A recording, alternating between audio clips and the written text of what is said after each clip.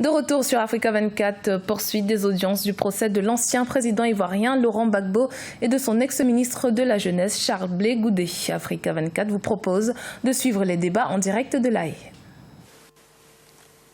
C'est la veille de la marche, donc le 15 décembre. Alors la question toute simple, c'est est-ce que vous avez discuté de la marche qui allait se tenir le lendemain?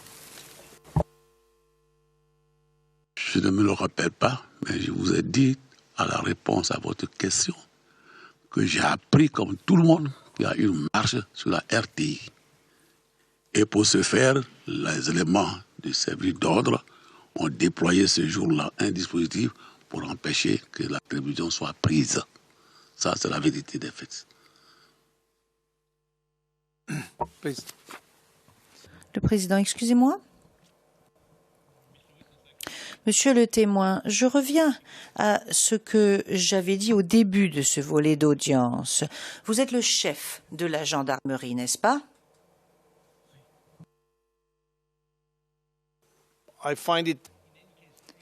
Alors, il est un tant soit peu étrange, d'après moi, que vous entendez parler de la marche à la télévision. Parce que cela signifie, d'après ce que je comprends, que la gendarmerie ne fonctionne pas très bien. Parce que je ne comprends pas pourquoi le chef de la gendarmerie apprend ce genre de choses à la télévision. Deuxièmement, il y a quelque chose qui n'est pas normal. Alors, il faut se souvenir des faits, pas forcément des détails des faits, mais tard dans la soirée, très tard dans la soirée, vous avez une réunion avec toutes ces personnes ou vous rencontrez toutes ces personnes d'après le registre et vous les rencontrez au palais présidentiel. Mais ce n'est pas habituel, vous n'y allez pas tous les jours à cette heure-là. Donc, vous comprenez qu'il est assez difficile de comprendre que vous ne vous souvenez de rien. Je comprends tout à fait que vous ne vous souvenez pas des détails de la chose parce que depuis lors, le temps s'est écoulé. Mais voilà ce que je voulais vous dire. Enfin, c'est en tout cas mon sentiment. Monsieur le président. Non, j'attends. J'attends que le témoin prenne position par rapport à ce que je viens de dire avant que vous n'interveniez, maître.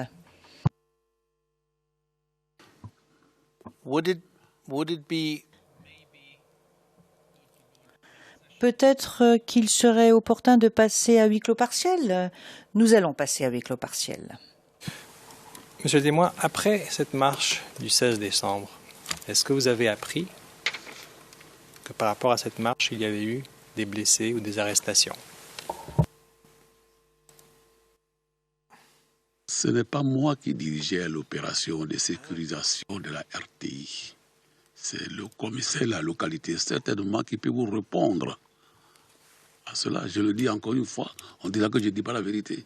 Et pourtant, c'est la vérité. Je n'étais pas sur le terrain, j'étais chez moi à Agban, avec ma famille, avec ma sécurité.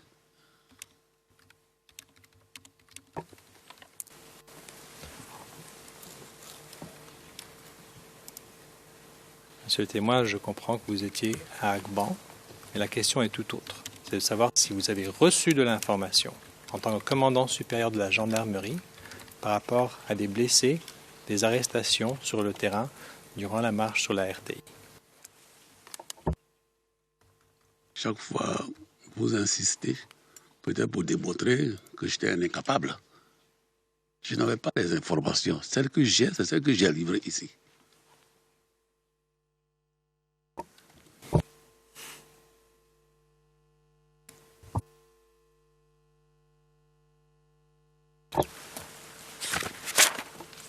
Très bien.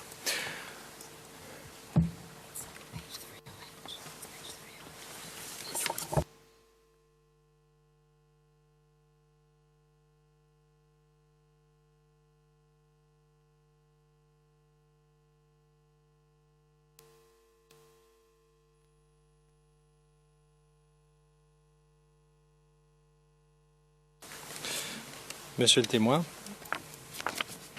au courant de votre deuxième entrevue en l'an 2015, pour mes collègues, c'est le 0082 0284, à la page 308, on vous pose la question. Étiez-vous informé des développements qu'il pouvait y avoir? On est toujours par rapport à la RTI. Et je cite votre réponse à la ligne 831. Oui, on m'a dit après qu'il y a eu des blessés, il y a eu des arrestations. Est-ce que cela rafraîchit votre mémoire, monsieur le témoin? Je réponds avec précision. Le on est toujours spéculatif. Le on m'a dit, il paraît qu'on doit dire la vérité. Mais partout où il y a manifestation, quand les foules sont refoulées, quand on refoule la foule, il y a forcément des gens qui se blessent, qui tombent. On a vu hier ici avec des jets d'eau sur les citoyens qui ont dû tomber. C'est des choses qui arrivent dans le domaine du maintien de l'ordre. Très bien. Monsieur le témoin, à la fin de l'année 2010, plus précisément le 31 décembre, un peu après, avez-vous appris que le Haut Commissariat des droits de l'homme avait envoyé des lettres au président alors Laurent Gbagbo, au général Dogbo Blé et au général Guèye Bipoin pour les informer de violations possibles commises à l'encontre du droit international humanitaire durant cette crise post-électorale. Est-ce que vous avez eu vent de ces lettres? Cela va revenir encore à la question du journal officiel. Le général Guèye Bipoin commandait le SECOS. Il ne dépend pas de moi. Le général Dogbo Blé commandait la garde républicaine. Il ne dépend pas de moi. Donc les correspondants qui leur sont adressés, je ne suis pas destinataire pour information. Donc je n'ai pas eu vent de cela. Très bien. Avez-vous appris que le 7 janvier, une commission d'enquête internationale avait été établie par le président alors, M. Laurent Gbagbo? Oui. Pourquoi avait-elle été créée? Il vous plaise de poser la question à la personne qui a demandé qu'on ouvre l'enquête.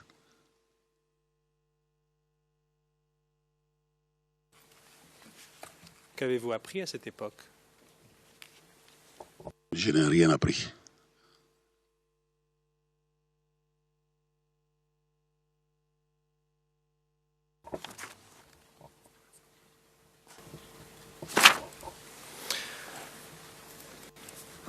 Monsieur le témoin, est-ce que votre bureau était informé de la tenue de meeting organisé par M. Charles Blé Goudet?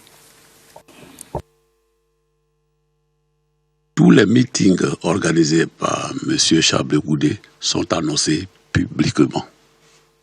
Donc je suis informé.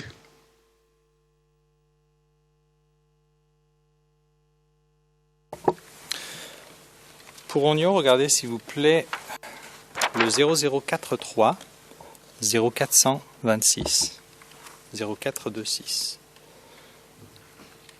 Pardon. Oui, c'est ça. 0043 0426, c'est le numéro 99 sur notre liste. Et c'est un document confidentiel.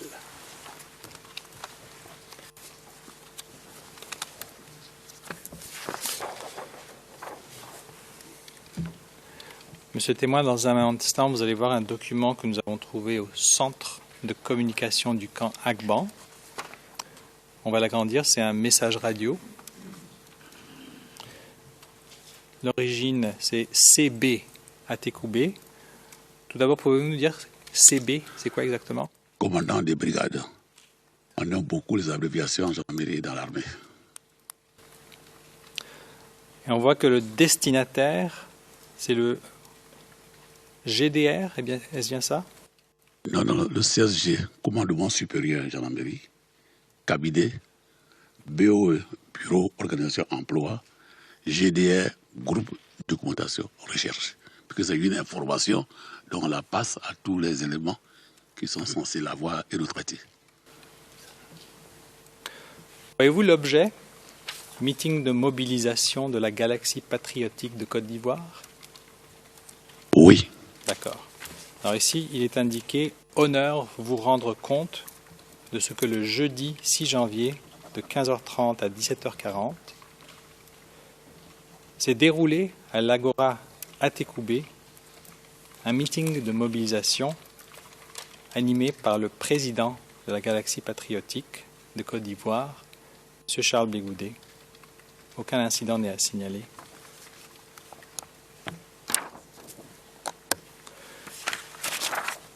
Est-ce que les éléments de la gendarmerie étaient aussi portés à assurer la sécurité de ce genre de meeting? Comme hier, et là encore, j'ai dit la vérité, rien que la vérité. Quand les personnes qui organisent des meetings ont besoin de sécurisation, ils adressent une correspondance à la gendarmerie. Mais même quand ils ne le font pas, nous avons pour mission de surveiller tous les rassemblements. Donc, la brigade de gendarmerie d'Atekoubé, qui est compétente sur le lieu où s'est déroulé le meeting, avait le droit d'envoyer des éléments pour écouter, pour surveiller et rendre compte.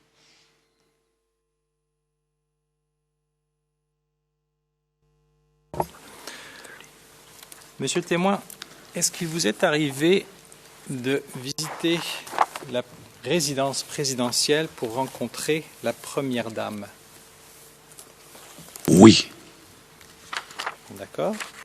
Vous rappelez-vous à combien de reprises? La première dame, je l'ai rencontrée très souvent, mais vraiment c'est une sœur. Mais c'est quand il y a eu les événements d'Abobogar, elle était députée d'Abobogar. Et quand le commando invisible qui a pris Abobogar en otage a commis des tueries, en tant que députée, elle en était choquée, elle en était atteinte. Et donc elle voulait savoir quelles sont les mesures que prennent les forces de sécurité pour garantir, ma foi, je répète, la sécurité de ses concitoyens, donc de ses électeurs. C'est tout.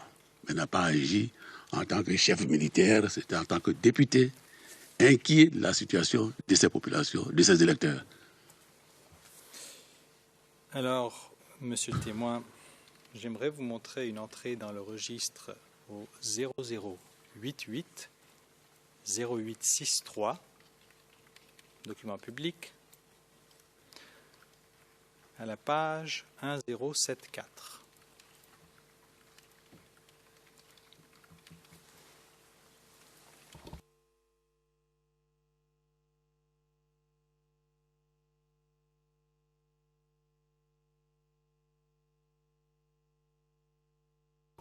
Très bien. Si on agrandit un petit peu et on descend au numéro 18. On agrandit encore un petit peu, s'il vous plaît. Je vous remercie. Alors, au numéro 18, monsieur le témoin, nous voyons Général Kassaraté, Édouard vous-même. Et la visite, cette fois-ci, n'est pas le terme PR, mais c'est Première Dame. De 17h20, l'entrée est sortie à 18h30. D'accord. Et la prochaine entrée pour la Première Dame est au numéro 20, à 19h07, donc après votre départ. Tout d'abord, c'est une entrée du 7 janvier. Est-ce que vous vous rappelez avoir été voir la Première Dame le 7 janvier 2011? On me dira encore une fois que je ne dis pas la vérité, mais je ne me rappelle pas les dates d'aller voir telle ou telle personnalité.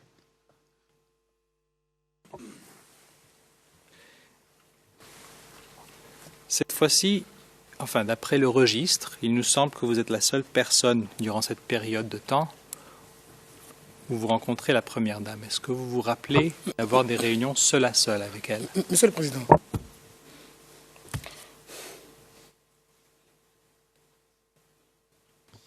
Maître Bougnon. Monsieur le Président, est-ce qu'on peut poser des questions et éviter de faire des commentaires sur ce qui n'est pas écrit, sur ce qui n'est pas écrit dans ce qu'on présente aux témoins? est-ce qu'on peut juste poser des questions sur ce qu'on lit, sur ce qu'on voit, et éviter des commentaires qui ne sont pas inscrits dans le document qui est présenté aux témoins? Monsieur Emergent, pour pouvoir poser la question, je dois attirer l'attention du témoin. C'est sur ce que je viens d'afficher. Pour pouvoir poser ma question. Donc je pense que je peux tout à fait maintenant, par souci d'équité, poser la question au témoin. Le président, écoutez, arrêtez de parler d'équité envers le témoin parce que nous sommes tous, nous faisons tous preuve d'équité vis-à-vis du témoin. Monsieur Emergent, oui, c'est une question de sémantique, Monsieur le Président. Maître Bougnon, écoutez, ce n'est pas une partie de ping-pong ici. Vous voulez dire quelque chose, maître? Le président, bien. Alors, posez votre question, monsieur, mais posez une question ciblée, précise.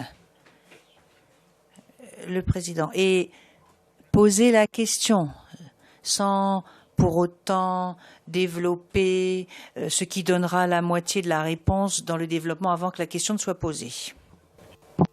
Monsieur le témoin, la question est toute simple. Oui. Est-ce que vous vous rappelez avoir été ou avoir visité la Première Dame et durant cette visite, avoir été seul avec la Première Dame? La Première Dame et moi n'avons jamais eu de rencontre. Un à un. Deuxièmement, la Première Dame est la fille d'un gendarme. Je suis gendarme. Je connaissais son père quand j'étais jeune enfant de troupe. Donc il y a longtemps qu'on se connaît. En tant que, voilà. Il n'y a pas de rencontre entre nous deux.